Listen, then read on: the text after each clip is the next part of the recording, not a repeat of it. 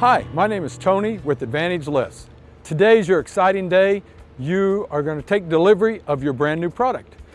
You have a couple choices on doing this. You can pick it up at either one of our warehouses. We have 7 across the United States, or we'll ship it directly to one of the shipping terminals in your area, and then you can pick it up there. The reason we can't bring it to your home is because the lift package is so big and it has to be handled with a forklift. As you can see, we're picking this up at our warehouse in Ohio, and they will bring it out on a forklift. You will have a 16 to 18 foot trailer or bigger.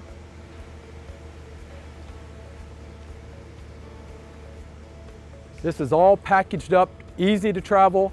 You can travel in the weather if you have to travel some miles.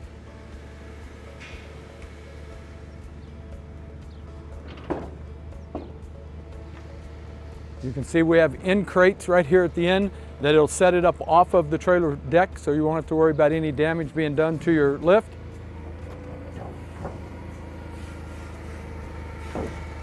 And as you see, there is a bracket right here at the back that the forks are in under.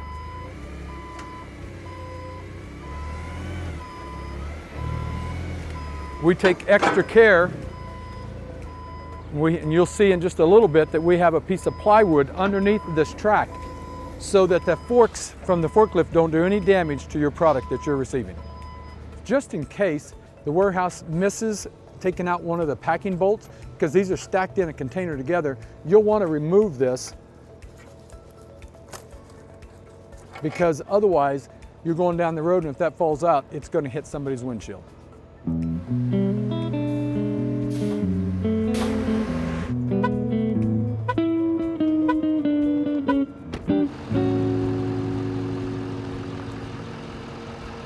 Okay, guys, a couple of things that will really help you on assembling this lift today will be a couple of tools that I think is very helpful. Sometimes your buddies or you might even have an engine hoist that looks just like this, would be great. Or you can go and rent one of these. It's called a material handling lift. You can rent it at any kind of rental store, 50 to 75 bucks a day, and it is well worth it. Having either one of those available is great, and having a couple of car skates really helps you to be able to move the lift around once and get it off the trailer. One other thing you might want to have is a chain so that you can lift the lift off the trailer. We'll show you here in just a minute.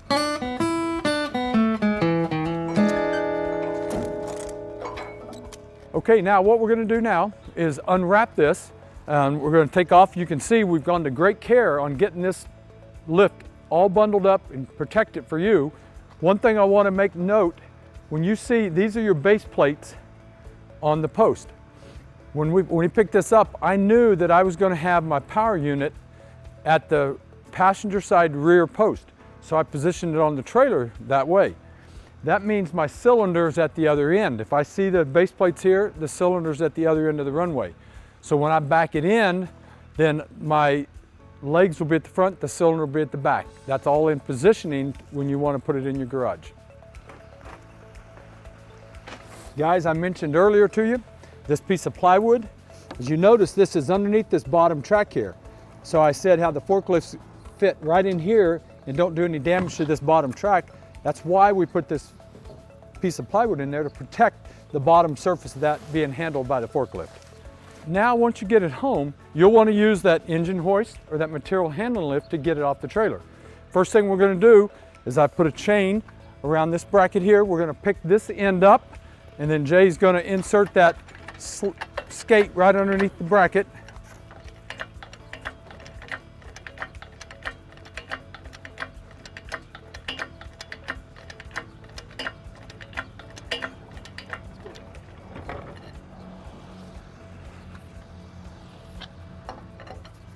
Coming down.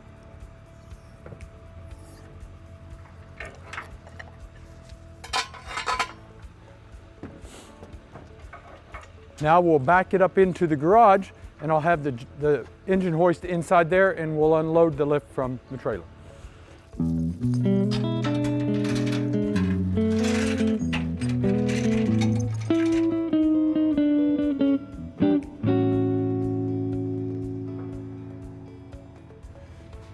Okay, now that we've backed the trailer into the garage.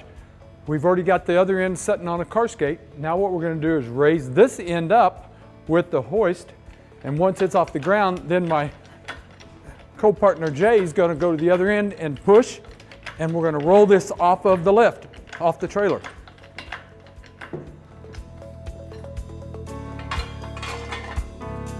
Ready?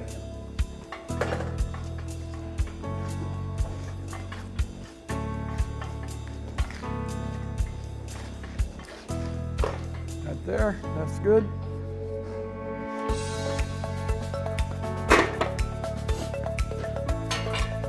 Now we'll set the other end on the skate.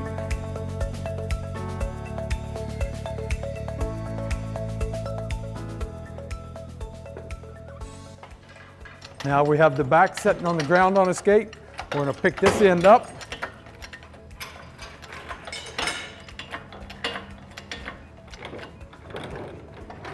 Now we'll drive the trailer right out.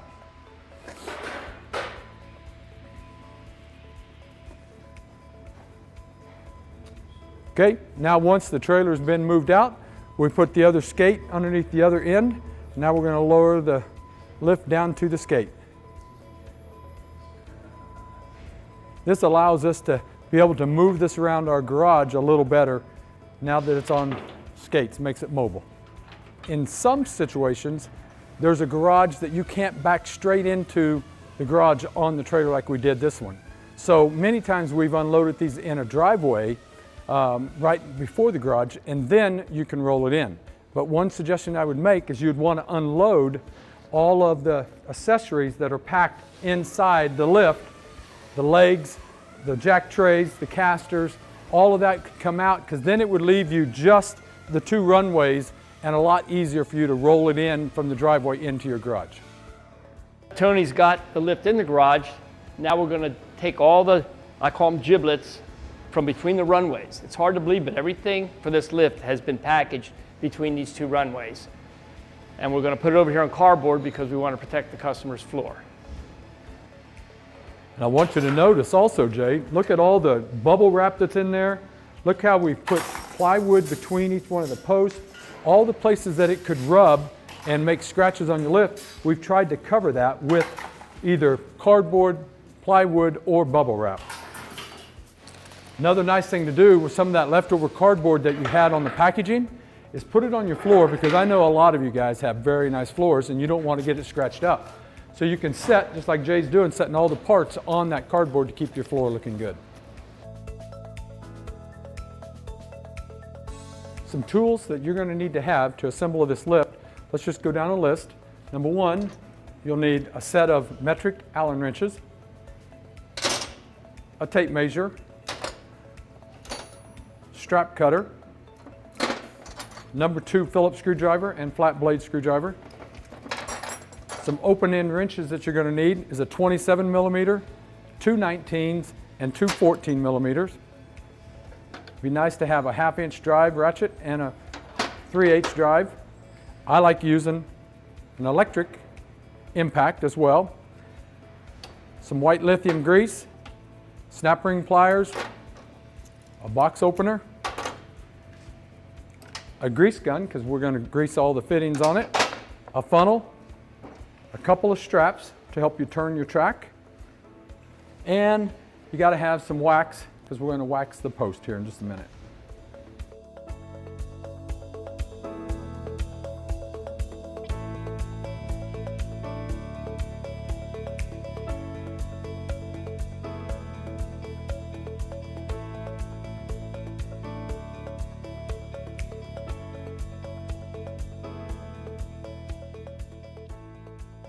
Okay, now what we're doing is taking out our legs, and these are quite heavy, and so we're going to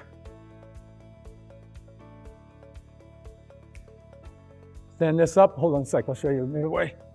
You have a seam in this plastic, you just take it and you can just pull it right at the seam, take off all that nice bubble wrap that's protecting your post. Okay, once you've removed the leg, you'll notice that we have our lock cutouts on a side. There's a right and there's a left post. So we need to make sure when positioning our leg that we have the locks to the outside of the lift. So this one here now is going to go up here to this front corner.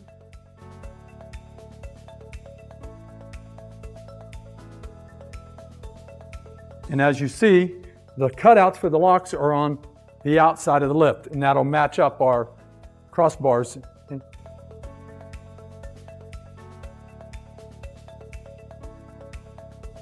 So when unloading the legs, what you're going to do is you'll find the first two that you take out are going to go to one end of the lift. The second two that are still remaining in here that are bolted to the framing, that's going to go to the opposite end of the lift. And now Jay's going to take a 19mm wrench and an impact and take off our legs, the bolts that are holding them through the bracket.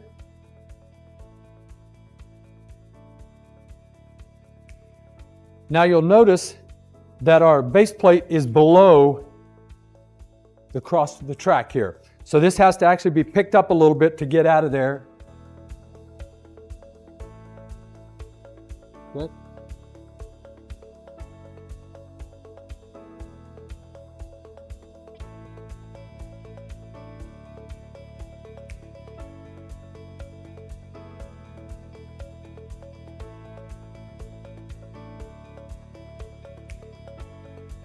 When you're figuring out what room you have, always consider your door in the tracks, because that is your lowest height in your ceiling. You'll need a certain height in order to assemble a lift, and you'll need a height in order to operate your lift. It's very important, once you get this into your garage, that you need to leave adequate space to be able to install this lift. So you want at least 5 feet from your wall to the start of your lift to get the rod in. Same thing on the other end. You'll need 5 feet from a wall, or so that you can put in the lock rod at that point. Now, when you're positioning this, you're going to make sure this is the port. Here's the hydraulic hose that goes to that port. That means the power unit's going to be on this post.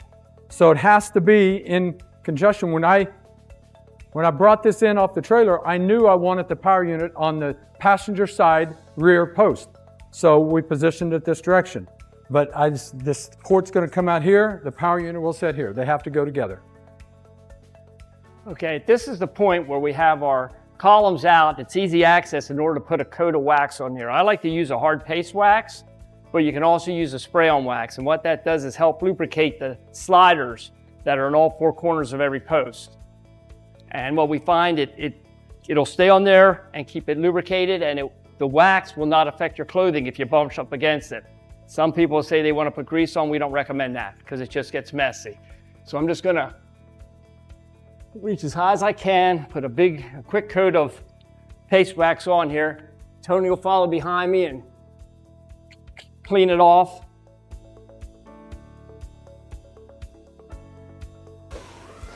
Okay guys, this box right here is an important part of this lift. All the parts that you're going to need are enclosed inside this box. You'll notice on the outside it is labeled DX-9000-XLT. When you open this up, one of the most important parts is our manual. Our manual talks all about putting this lift together. There's parts list in here to name every part of the lift if you need to make sure that you have all the pieces that you need. Also in this is all the ALI certification booklets. And so this lift is fully certified and all of the certificates go along with it. You'll also notice that inside this box is all the parts that we're going to need, for the hoses, to the sliders, to all the bolts. And rest assured that we've done this for many years, and very, very, very seldom we have a part missing, which we take pride in. Okay.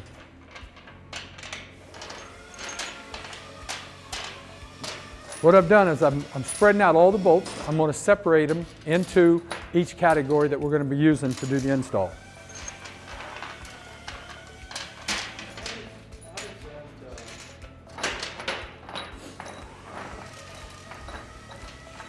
Okay, what I'm doing right now is just dividing up all the parts here so that I can easily get to it when we get to that segment in the video.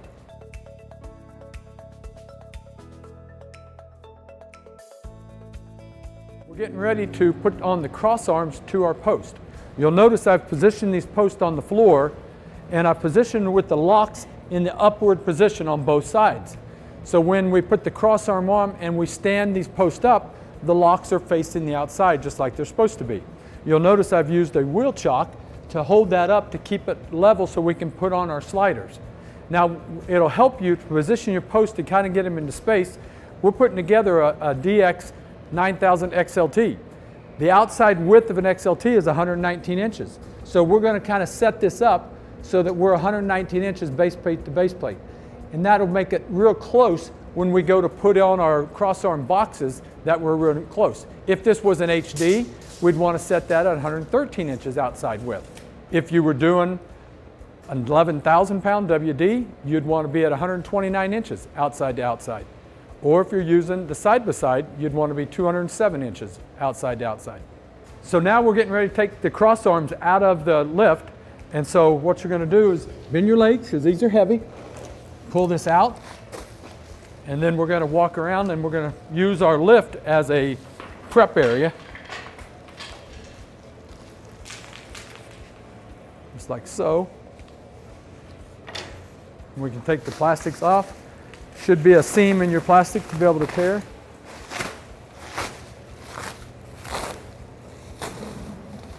Now you've noticed we have the cross arm sitting here, and there's a few things that we need to do to prepare putting it onto our post. Number one, we'll take a slider.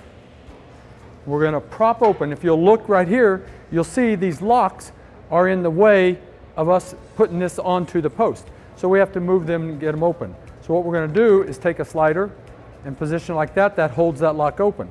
And then we're also going to show you how we take care of that secondary lock.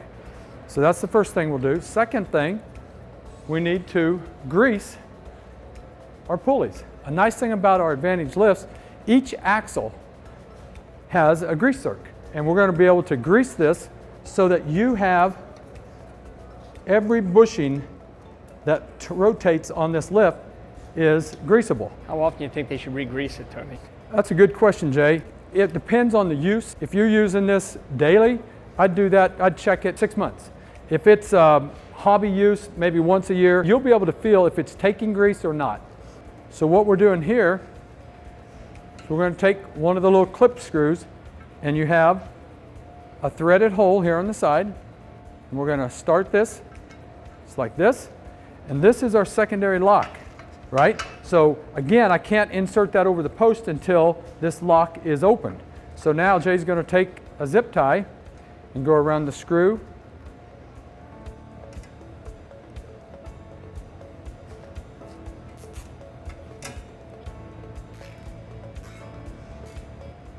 And now that is open. You'll see the lock is clear. We have a clear space to be able to insert our post. We'll leave this zip tied until we get to the very last part of adjusting the cables, and then we'll put that on. Now we'll do the other side as well.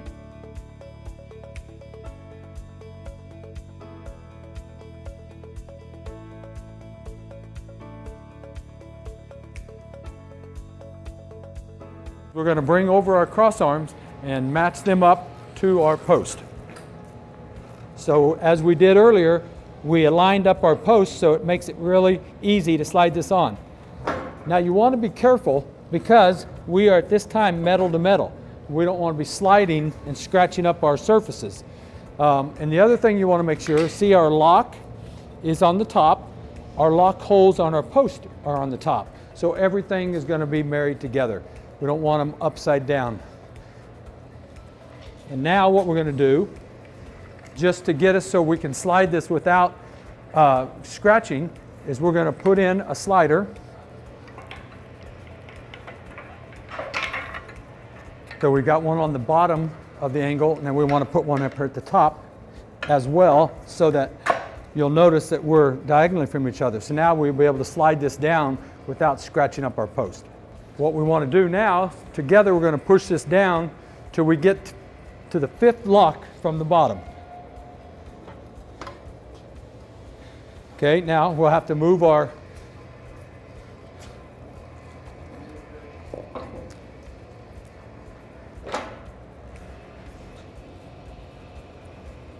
see how easy that slides due to waxing up the post and putting our sliders in. So now what you're going to see is we're going to be at the 5th lock. So 1, 2, 3, 4, 5. We want 5 showing, so we're going to be resting on the 6th lock. So now we're take out the slider, the lock will insert. We have 1, 2, 3, 4, 5 holes showing.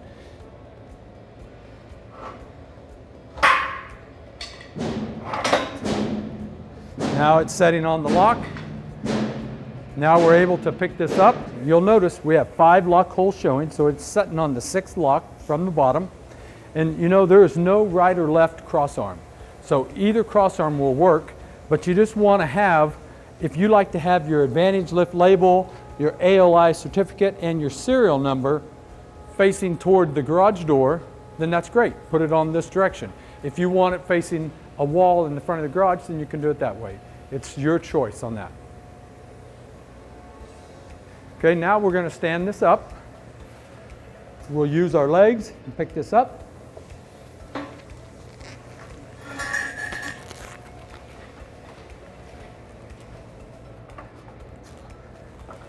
And now we have our H formed.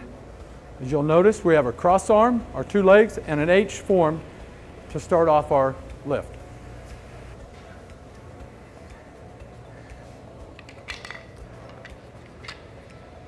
Talk about that, Jay. Okay. We have a cutout slider because that allows your lock to engage. So when it's inside the collar, it's actually riding like this, so it allows your locks to be able to engage. So as you slide it down in, you're going to want to pick up and get the lock past it. If you're using a Genie, here's another way of doing this. And we're going to put the cross arm on, we're going to raise it up, and then lower it down over the post.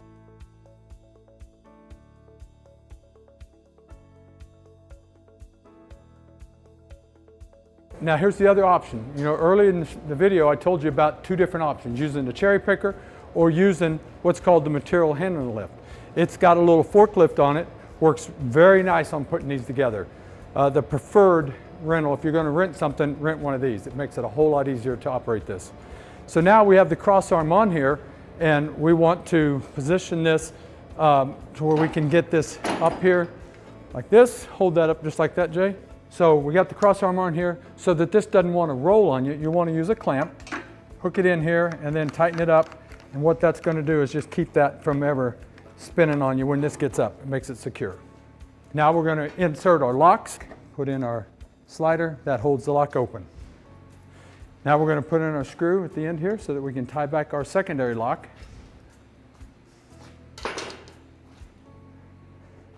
And again, the secondary lock, I have to tie that open so that it can go right down. And now our locks are tied open, and we will not remove this until we're ready to adjust the cables at the end.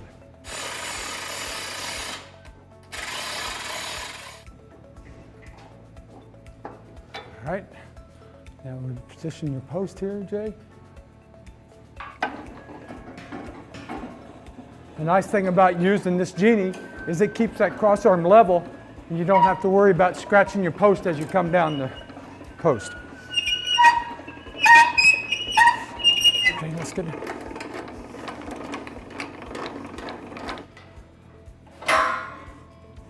We're setting on the 5th lock at this point. Now we can put in our sliders.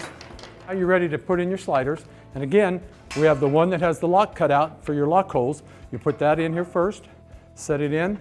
Then the one that you have this pulley, I put in next because it's harder to get to. So I put it in, and then I come around to the back, and I can push these right in the slot. And we're on there. Then you want to lower your Genie down until it sets on the lock. And now we're set.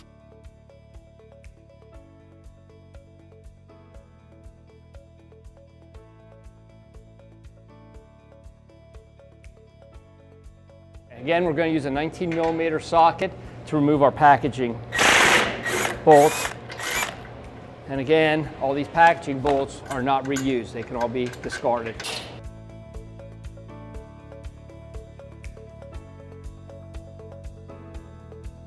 Now that we have our 2 posts set up down here with our crossbar formed an H at both ends of our runway, Now we're ready to take off the top runway. This is the one that has the cylinder attached to it, and we're going to raise that up and set it down onto the crossarm. Now there's two ways of doing that. Number one, I keep going back and forth to material handling lift. It has a built-in fork. It picks it right up, the preferred way of doing it. You can also use an engine hoist, and if you're using the engine hoist, you would use a 6-foot strap, and you'd strap around the bottom of the track like this and find the middle point, and then pick it up with your engine hoist. Your choice of how you want to handle that. Even though there's two sets of holes that you can put your runway on, because it's the power runway, we can only use the inside set. The reason there's two sets is because, like Tony said, they're reversible. So you don't have to be specific on which end you put these on. But on the power runway, you have to use this set because the cables are all cut to length to only work when they're on this set. Plus that leaves this rod hole open, that's your release rod. That releases all. Now that we have the lift in place, we got the package bolts off, we're going to raise this track that has a cylinder on and set it on top of our crossarm. So first we got to do that. We have to raise that a little bit, and we got to take it out of this bracket because it's underneath. So we'll take it and push this over like this, and then this side over here, and now it's free so it can come straight up. When you're ready to pick this up, you kind of want to set your genie to offset the load because we have a cylinder on this far side which is heavier than this end. So that's why you'll notice here's the middle of the track. I'm offset a little bit toward the cylinder so it picks it up level. Okay, now, Jay, if you'll help me over here, we're going to slide these in.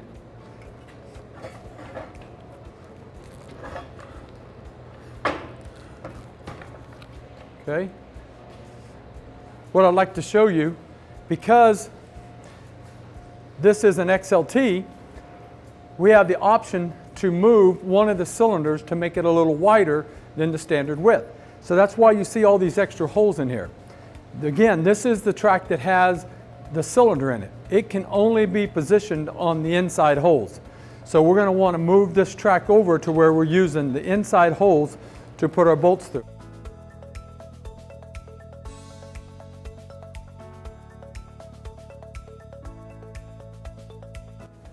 Guys, now that we have the runway setting on the crossarm, and like I told you, we're on the inside holes because this is the cylinder track, we're ready to put on our ramp clips.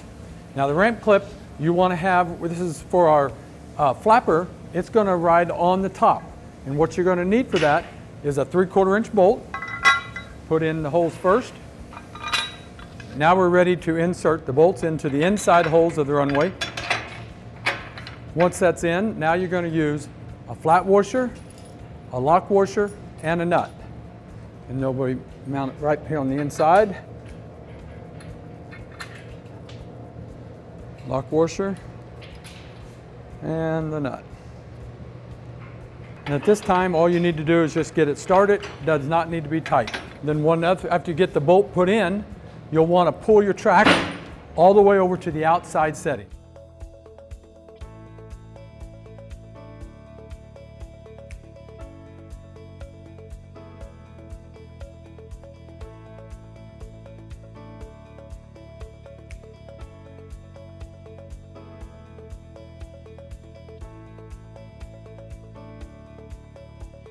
This bottom track that you can see is obviously upside down. We have to turn that over so that we can put it on top like we did the other one.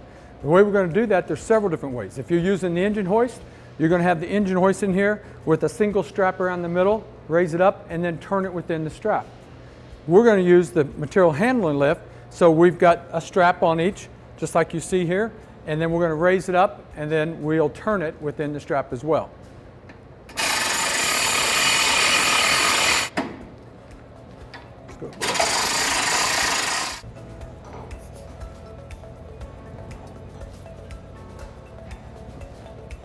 Just like so, we have it turned upside the correct way. Now we can take off our end brackets.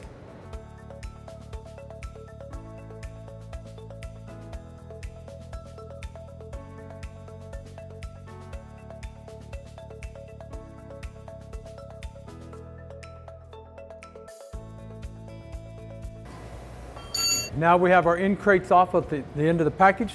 Now we're going to raise this up and set it onto the crossbeam.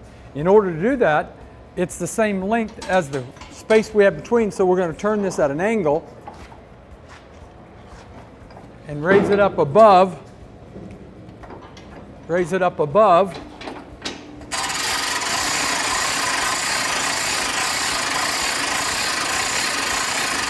Okay, now let's go back that way.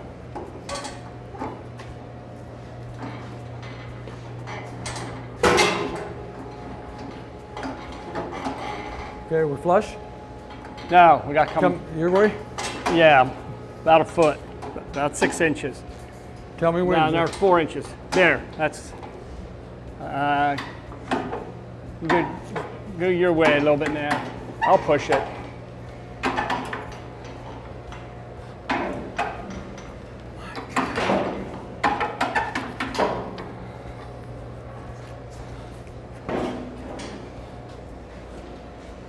Are you in? Yeah, I'm down in. Okay.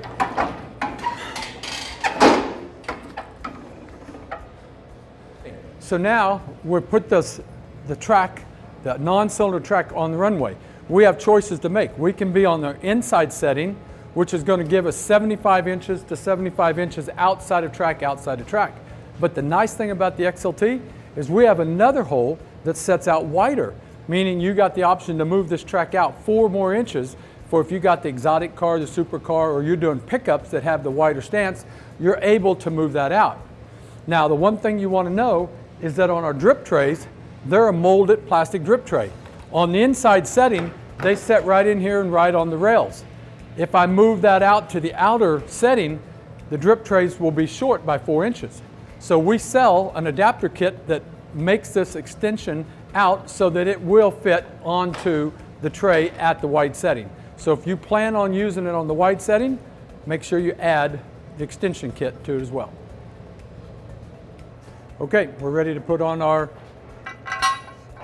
ramp clips. And again, we put the bolts in first, and we're going to set this up on our inside holes. So we'll push this in. And again, we're going to use a flat washer, a lock washer, and the nut.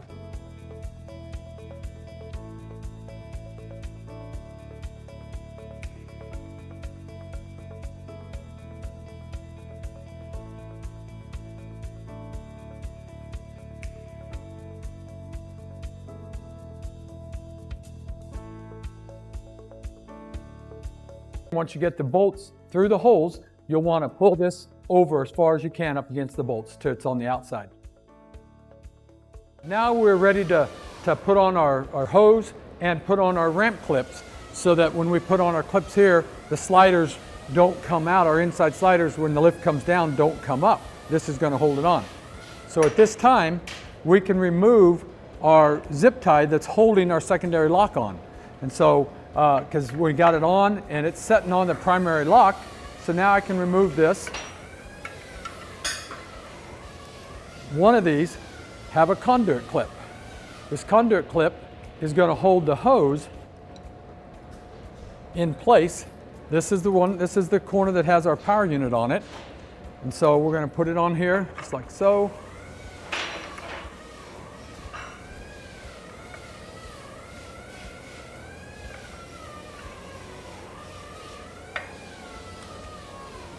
Now this hose is held up out of the way, so when it goes up and down, it can never catch underneath of the bucket. The hose holds it in place. Now you'll want to take this. This is our hydraulic hose that goes to our cylinder underneath. We ship it inside so it doesn't get damaged. But when you receive this, you'll want to take off, there's 2 nuts here. You'll take off the first nut. You're going to take that one off. And then break this to the back, and then you'll see the port hole that this has got to go out of. So now we're going to pull this down and push it through that hole, and then we have put our washer on the outside, or nut on the outside of it. And so that's going to jam it tight inside there. You'll use your 19mm wrench to tighten that up so that your port's in. And then you're going to notice your hose. Take your cap off. position it.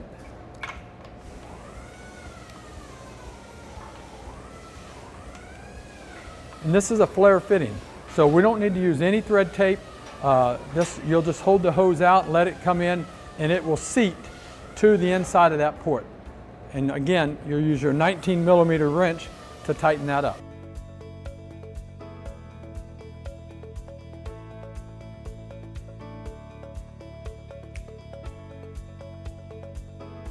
As you see Jay, he's cutting off the zip ties so that the cables become free. The nice thing about this is we've packed these with it already hooked to all of the pulleys inside. They're all wrapped around it.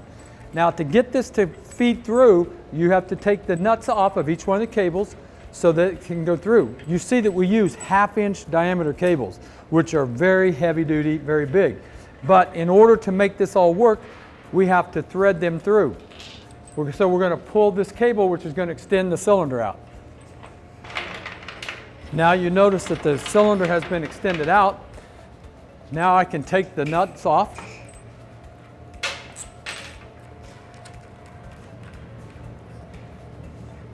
And what we got to do is, by extending this, it was real short and I wasn't able to get this rod through. By pulling this cable out, this lengthens my cable. So now I can pull this and come this direction, and this rod I can bring right up through underneath here and come right out through my track. Very easily it fits through there. And then I come over this outside here, and then I just want to pull it right through. And that cable is going to pull out. Then what I want to do is I want to thread this around my outside of this pulley cover. You have to actually pull the cover out just a little bit to get that to fit inside there. It's around the pulley, and now it's sitting on the pulley, and then this is going to go straight up and then up to our top cap that we'll put in here in just a few minutes. We're going to take the nuts off.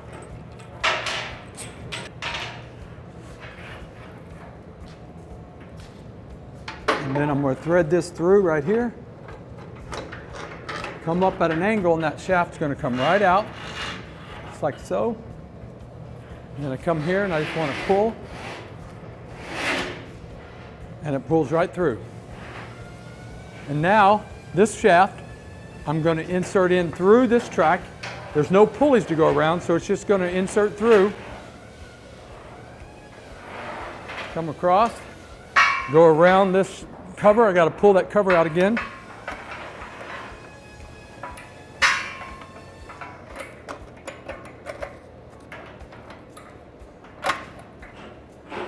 And I set them just like that for now until we put our top caps on at the top. We'll do that for all 4 cables. So now I'm on another side. I just want to make sure I'm clear. You're not going to take this shaft and try to feed it back through there. That would not work. So I'm going to come up and lay this over. The only thing I'm doing is I'm going to insert the cable. Now in order to do that, you can see this pulley cover is blocking that hole. So I have to actually pull this cover out just a little bit so that I can fit the cable back inside there. And then it's on the pulley itself. And then it closes back up.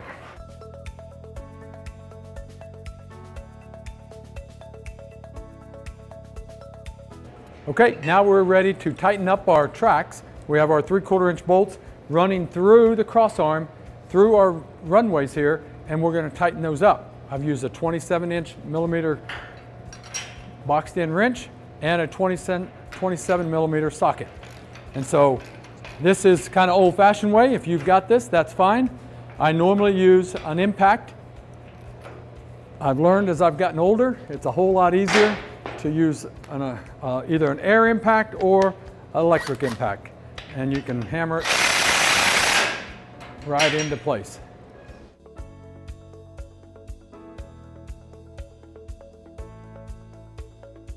It's very important that we put the right cap into the right post, because if I put this post, this cap in, and it's at the wrong angle, so it's coming off my pulley below, the cable's coming up, and it's over here, so now it's making the cable go off to a slant. That's not right. You want this to be straight up from the pulley that's on your crossarm, straight up to the top cap. That's another way you'll know that you have it in the right position. We're now getting ready to put in our top caps. you're going to notice that these top caps are welded. This piece of steel is welded to the top of this plate. You'll see that we have spacer brackets welded. They're just tack welded on there. But the part you don't see is underneath this plate here, at the very bottom, this piece of pipe is completely welded on the inside to this top cap, securing very good safety that won't come apart. Now, there are 2 rights and 2 left top caps. And the way you want to figure this out is the one that has the holes in it is the power unit bracket. That's the one you're going to be, we already know that's going to be at the right rear post. So that goes in just like this, and then you see that it has a straight cut right here. And then on this side, it has a 2-part cut to a point, and then it comes this direction. So what we want is we want the straight cuts being on the inside of the lift. So this one we know is going to go in this position here, and then our other one we want to be able to match it up so that it matches. That's going to be on the power unit end of the lift. And then over here for the other side of the lift, we're going to put it to where this is flat, bring this one up to it, to where the 2 flats are together. Now Tony showed you where the top caps are positioned, so I have the right top cap. All I really need to do is put it in the right direction. Again, my hole is straight in line with my pulley and my cable. If I were to put this in wrong, you would see how your cable would be crooked. And at this point, you will damage your lift if you operate it that way. So let's put it in right and not damage the lift. So we're going to set it in. We're straight up. We'll stick our cable up through. Now those nuts and washers we took off, we're going to put them back on. And where we want to start is just flush nut both nuts. So that's our starting point right there. Both nuts are on 100%. The bolt is flush with the top of the second nut. The washer's on the bottom.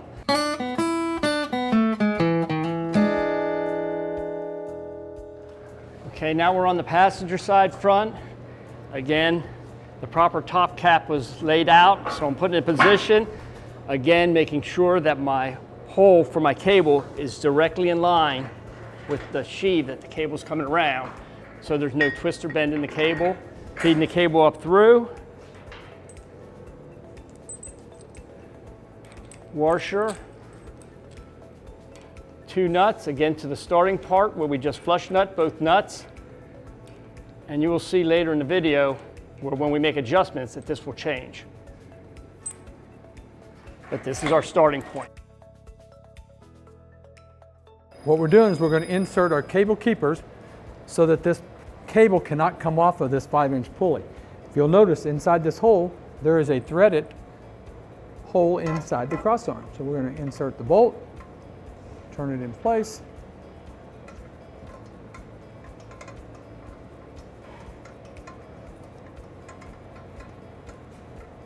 Get this ran up there like so. And then I'm going to take my 14mm wrench and tighten the nut up to it so that I jam it down tight. Now with this in place, you can see that this cable is in the groove of the pulley. It cannot come off of that whether you get slack in the cable or not. Now our next step in installing our lift is to put our automatic wheel stops on. They're engraved with the name Advantage, so it makes it easy that you don't put them upside down. The first thing we'll do is remove the snap ring from the end of our rod so we can move our rod.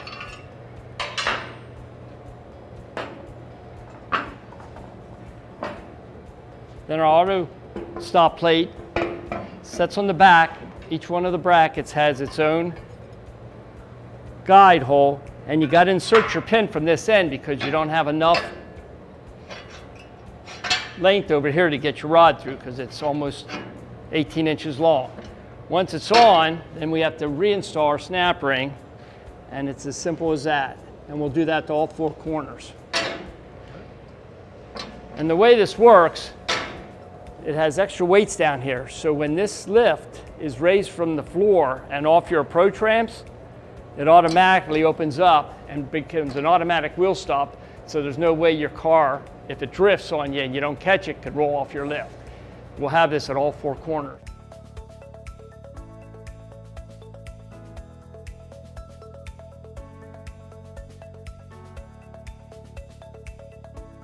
This is a great thing about the Advantage lifts, is you have 3 different locations to mount your power unit on this post.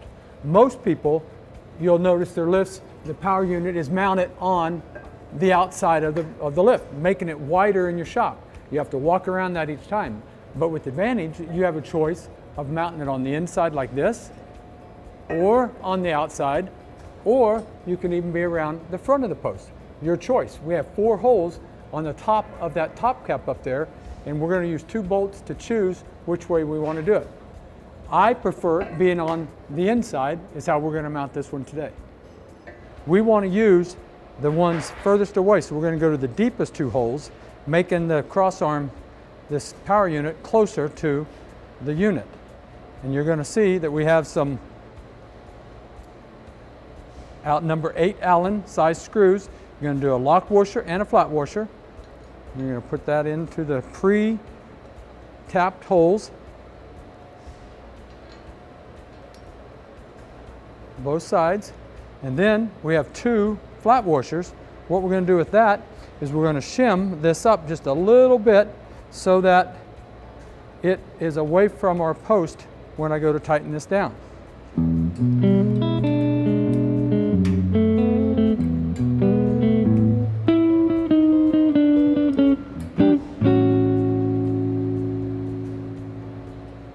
Now we're getting ready to put on our power unit. You're going to notice we have a bracket, we have some bolts here, put on our nut. We're going to go to the outer holes of our bracket, and then we're going to put on the nut. What I like doing is just making it a stud so that a single person can put this power unit up here lots easier without trying to hold it up there and put the bolts in at the same time. So I'm doing a washer through the hole and the nut. So now I'm ready. Put the power unit on.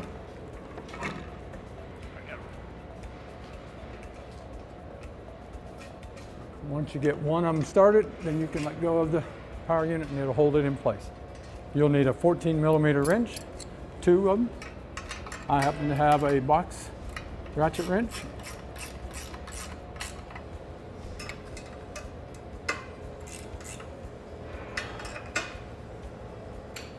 Just like so. You'll notice our power cord is about 6.5 foot long, which is really nice to be able to reach. If you are a 12-foot ceiling, this will reach to the 12-foot ceiling to be able to plug in. If you are on a wall socket, it's plenty of room to get over there. Now you can run this off an extension cord if you don't have a 120 volt, 20 amp breaker receptacle close, but just make sure you use a 12 gauge cord, extension cord. Don't use a 16 or a 14 gauge. You'll lose too much amperage between them. The next thing we're going to do is we're going to hook up our hydraulic 90-degree fitting to our power unit. And so within this power unit, you're going to see there's a red plug in here. This is one of the ports that you have to choose from. You actually have another port on the opposite side of this power unit that's a cap. So if you choose to have the power unit in the front and you want to use this port, you can just take this plug out and put it into this side. So they're both inward ports. What you're going to use is this fitting here. You got the straight edge. This is pipe thread. This is a flare fitting.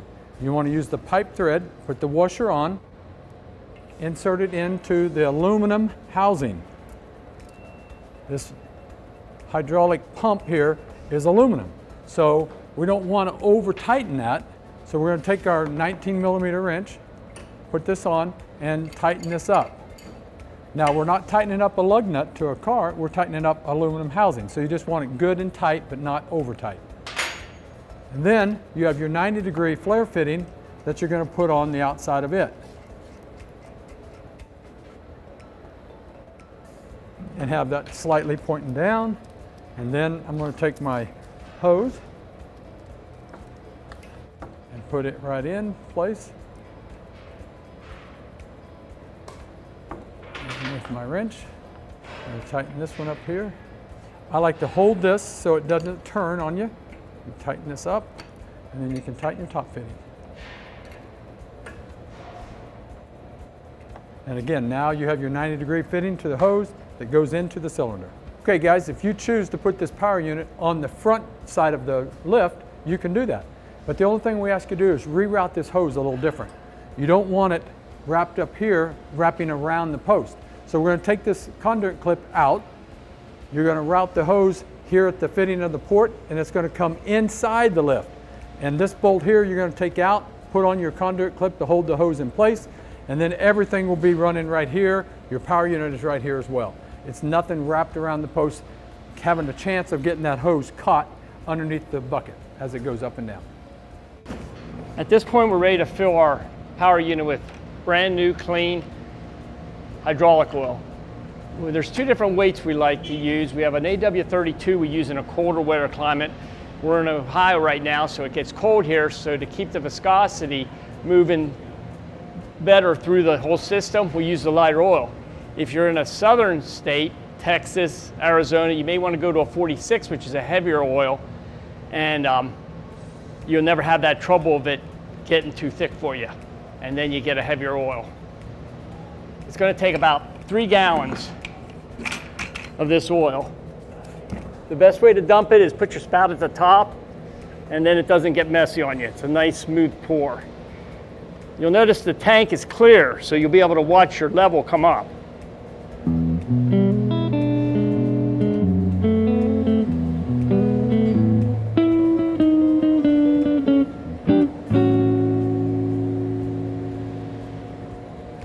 Yeah, there's a fill line right about where Tony's hand is at. It's about 1 inch underneath the fill hole. Stop her right above the minimum.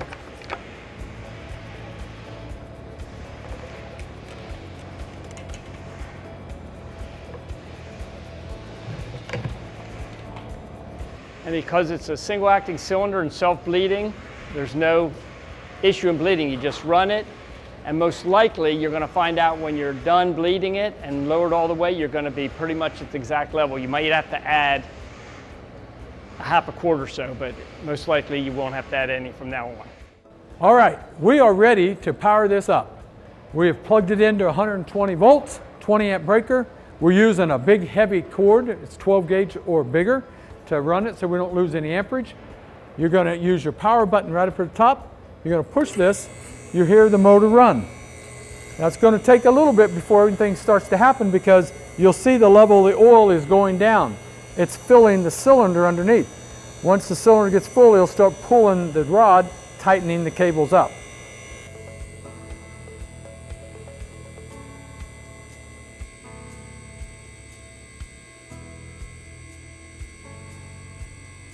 Now if you look under, you'll see the rod moving underneath the lift.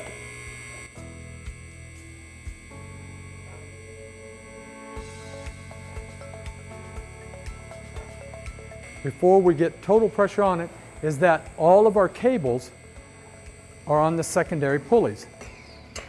Before we get too tight, we want to make sure that our cables are in this pulley for our secondary lock on all 4 corners, because when the slack is coming off, sometimes that can come off. So you just want to make a walk around, make sure that your cables are in the grooves of each pulley before you get it too tight.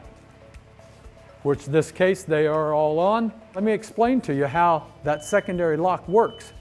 So this is a lock that is inside this post.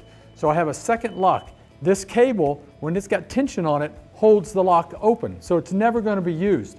The only time this will ever get used is if this cable fails for some reason, then this is spring loaded and this would pop open and the lock would engage into the post, keeping this from ever coming down onto another lock. It's a safety feature that's built in there if there was a problem with the cable. As another thing I want to bring to your attention is our cable block. The cable block is hooked to the end of this cylinder. You know, when you make this cylinder, it's honed out, and so it wants to do a little turning. So when this cable block goes in and out, you'll see other lifts that this block will turn sideways. And at the very top, this will drag against the bottom of your runway, making a scratch. We put some little rubber stops on the bottom of this, and so at the very top, so now when it does get cockeyed, it's going to be running up against that bumper stop, not making a mar on your finished product. You'll also notice that we have adjustments on our cables underneath as well as on top. So I want you to look at the size of this swedge. This swedge is a 3.5-inch swedge, meaning that's been pressed onto that cable, where you'll see a lot of the competitors only use a 1-inch swedge. So this just gives you more of the cable being gripped with the 3.5-inch swedge. And then you'll notice there's adjustments on this back side as well, so you get full adjustments of your cables. Now that we've got it up a little bit off the locks, now we're going to open up our locks and we're going to lower this the first time all the way to the bottom, and it's going to let the air out of the system. So it bleeds the cylinder automatically. There's nothing you have to do but just take it down. This first time you'll hear here in just a little bit when the lift gets to the bottom that the air will bubble back into the tank. You see the lift kind of jerking going down. It's because it's pushing up against the air in the cylinder. That'll go away once we get it bled.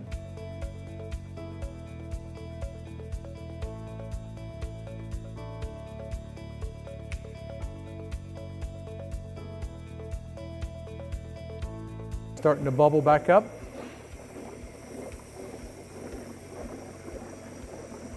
Now the lift is all the way down. It's been bled.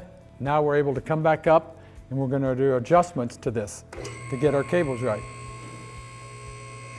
And you'll notice the first time down, with being an outside slider, it aligns your post at the same time, which is really nice versus the C-channel type lifts.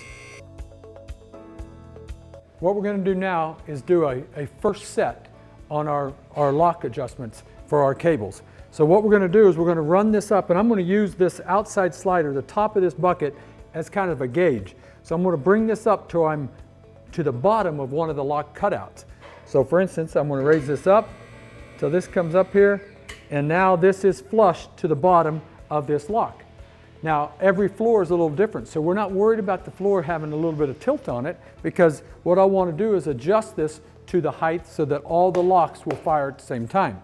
So when this is flush here, I'm going to walk over to this other side and I'm going to look and I'm going to say, hey, this one is flush over here.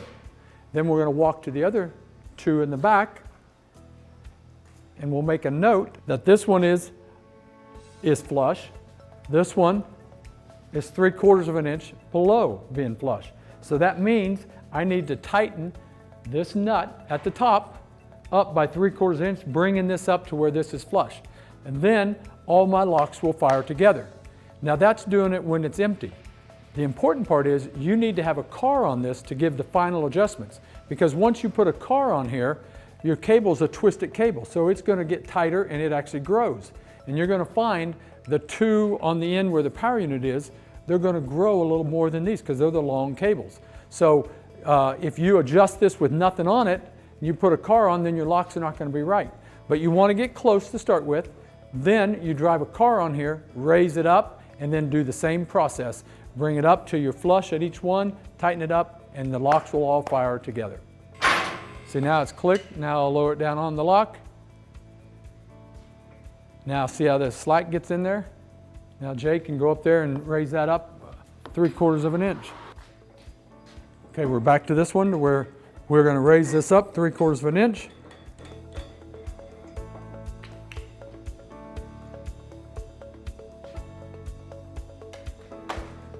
Man, he's testing me.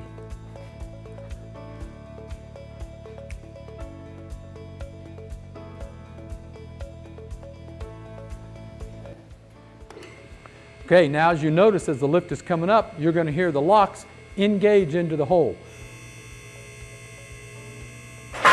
We put high tension springs on there so that is very powerful kickback into the holes. Now you'll notice that you hear them all firing pretty close together.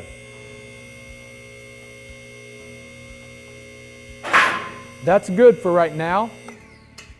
The next step you'll want to do is load your vehicle on it and then readjust it again so that everything clicks just like that with the car on it. We're going to show you how to operate this lift. Like I told you, there's a 110 power unit that's going to run a pump. You're going to push this button, which is going to run the motor, which activates the pump. Now the hydraulic is lifting it. This handle moves about an inch, now I'm able to open up my locks. This opens up all 4 locks on each post at one time. There is a high tension spring that I talked about earlier on each lock, so if something went wrong with it, I let go of the handle and they're going to fire back with force. And that's what you want if something went wrong, them locks to engage in the very next hole that it could go to. Now to come down, you're going to hold this open, and then you'll see on the back of your power unit here, there is a hydraulic release lever. You're going to push this in, and that's going to lower the lift. What that's doing is letting the hydraulic fluid go back into the tank reservoir as the lift comes down.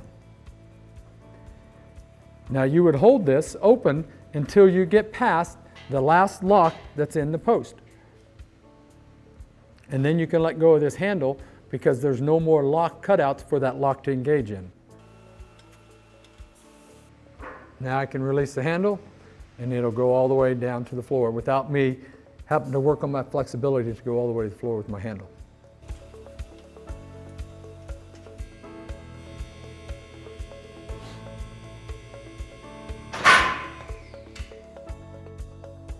Okay, now we're ready to insert our rolling jack tray. This is a 4,500 pound capacity tray that allows you to fill the gap between the 2 runners here, so you can put a bottle jack on there, lift the front of the car, take the tires off of the runway so you're able to pull a tire off. The nice thing about this can be used either direction. I can use it in a setting like this, or as you'll see in a minute, I'll flip it over and it'll be recessed 2 inches. But some things you want to do ahead of time before you put it in there to make it really operate smoothly is, number 1, take you a 6mm Allen wrench and loosen these set screws up, and you'll take this axle and you can pull this out. And then you'll notice it has a wheel. There's no bearing in there. It's just a wheel. And then take your snap ring pliers and pull this off. Pull the wheel out. And then if you have some axle grease at home, whatever grease you might have, we're just going to put some lithium on here. Just enough to where that's going to make this really roll nicely. And then I'm going to put my snap ring back on, just like so. And now my axle spins really nice. I'm going to do that to all 4 of these so that once that gets into that tray, it is very easy to operate.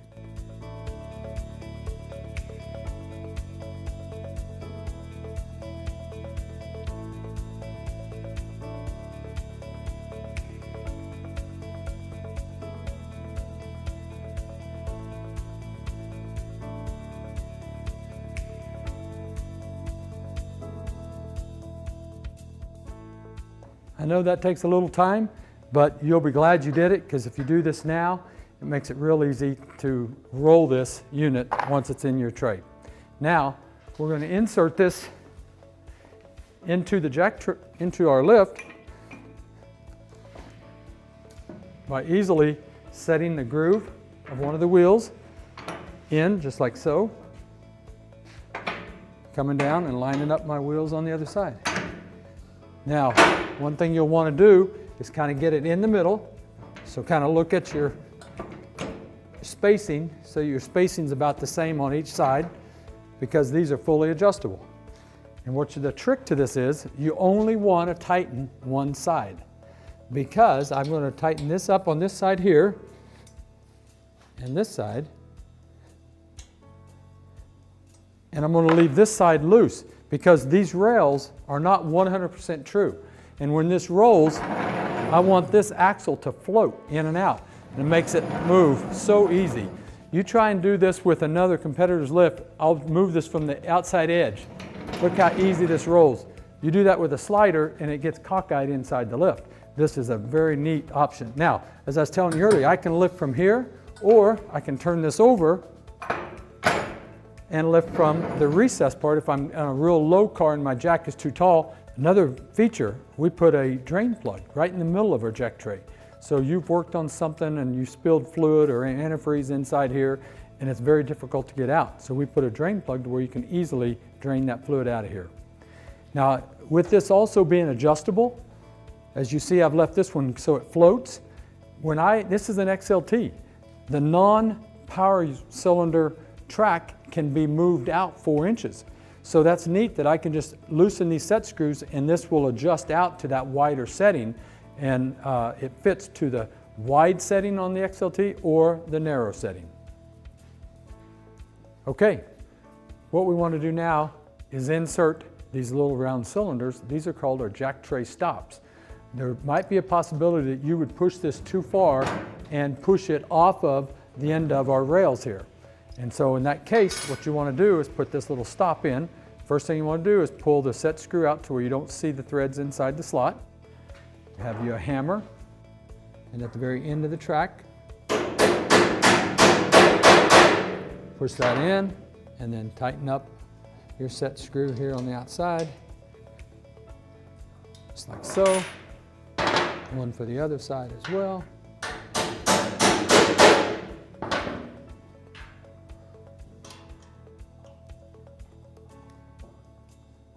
And now you have a positive stop when the tray comes to the end of the track and it won't jump up over the track. The next thing we're going to talk about and show is our approach ramps. The first thing you notice is that they're aluminum. Aluminum makes them light, but also you notice how strong they are and reinforced, which makes them as strong, if not stronger, than any steel ramp at a fraction of the weight. Now, to put our ramps in our advantage with the new flip-up plate, we push the plate down and put our ramp in place. Now, another thing we gain is where they used to hook in here, this ramp would go in 4 inches longer, or 4 inches further towards the ramp. Now we've gained 4 inches of approach ramp, which for lower cars with low chins, it gives better clearance. On the old setup, when they hooked in, our ramp is 36 inches long, but now that we don't hook in, we gain 4 inches of length, which now our ramp is equivalent to a 40-inch long ramp, which helps you to get on the lift with lower cars.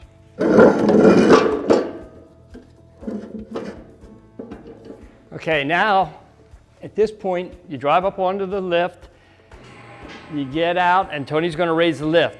You'll see how our auto wheel stops automatically engage at a very low height. The lift isn't a foot off the ground, and your wheel stops are fully engaged.